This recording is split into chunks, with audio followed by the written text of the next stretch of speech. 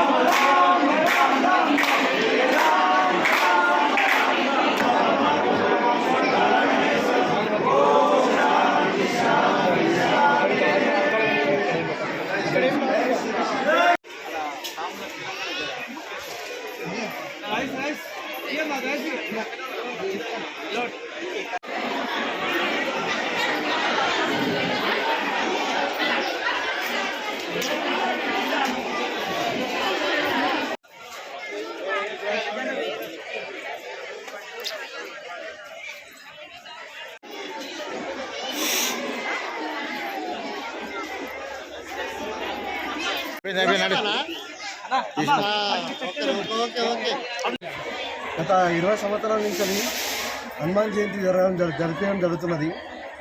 హనుమాన్ జయంతికి ప్రతిసారి అన్నదానానికి కాదనకుండా అన్నప్రసాదానికి కాదనకుండా జంగయ్య గారు ప్రతిసారి నేనే ఇస్తా అని చెప్పి ఎవరికి కూడా కాన్సియర్ స్వామికి నుంచి విషయాన్ని ఎవరికి.